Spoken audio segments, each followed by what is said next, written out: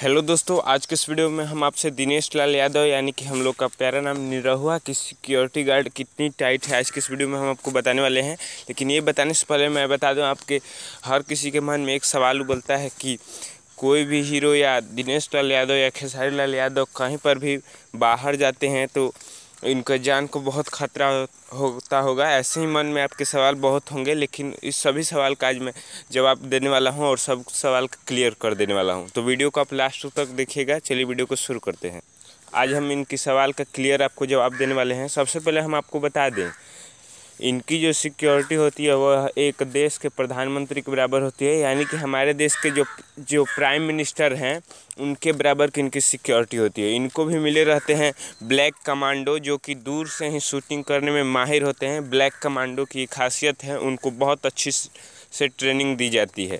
साथ साथ हम आपको बता दें, आपके मन में जो सवाल रहता है कि कहीं पर भी ये लाइव जाते हैं तो इनका जान का खतरा है, लेकिन मैं आपसे बता दूं, ये कहीं पर भी जाने से पहले इनकी सिक्योरिटी जो रहती है वह चले जाती है और 3-4 सिक्योरिटी इनके साथ साथ चलती है और पहले से ही चल जा करके वहाँ पर देखभाल इनकी तैयार कर देती है। साथ साथ वे कहीं पर भी अपना एक जगह बना करके रहते हैं और किसी भी व्यक्ति को लाइव में अगर थोड़ी सी भी चकमा देते हुए पकड़े जाने पर उनको पकड़ लेते हैं या उनका वहीं पर मर्डर कर देते हैं। तो इनसे आप समझ सकते हैं इनकी सिक्योरिटी कितनी टाइट है। साथ ही साथ हम आपको बता दें, इनकी जो सिक्योरिटी होती है वह बहुत टाइट होती है।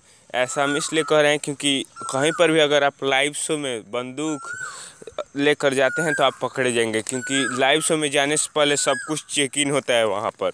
अब हम आपको बता दें, आपके मन में ये सवाल हमेशा से रहता होगा कि ये किसी भी मुख्यमंत्री या मुखिया से मिलने जाते होंगे लोग, तो ये ब्लैक कमांडो नहीं जाते हैं। जी हाँ, ब्लैक कमांडो लेकर के नहीं जाते हैं, ये जाते हैं इंडियन जो नेवी कमांडो होती हैं उनके साथ जाते हैं, और साथ साथ 2-3 फोर्स भी जाते हैं जो कि ब्लैक कमांडो रहते हैं। साथ साथ हम आपको बता दें, ये जो इंडियन नेवी कमांडो होती हैं ये एक बार में 10 आदमी को मौत के घाट उतार सकते हैं। इतनी इनकी ट्रेनिंग रहती है, इतना हार्ड इनको ट्रेनिंग दिया जाता है कि किसी को भी मौत के घाट उतार सकें।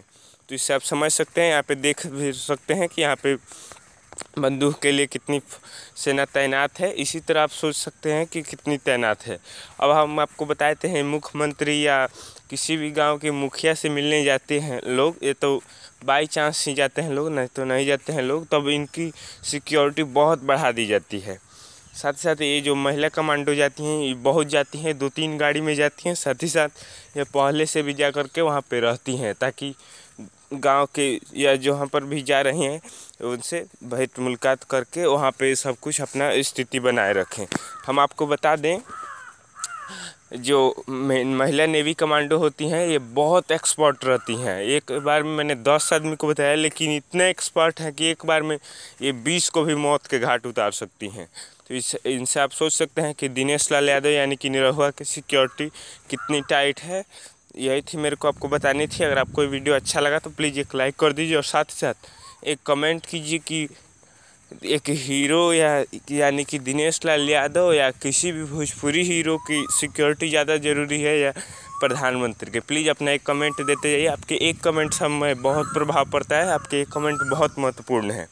और ऐसे आपको इंटरेस्टिंग वीडियो देखने के लिए आप हमारे चैनल को सब्सक्राइब कर सकते हैं। साथ ही बेल आइकन प्रेस कर दीजिएगा, ताकि हम जब भी कोई न्यू वीडियो अपलोड करें उसकी नोटिफिकेशन सबसे पहले आप तक जाए। मिलते हैं अगले वीडियो में, तब तक के लिए बाय बाय।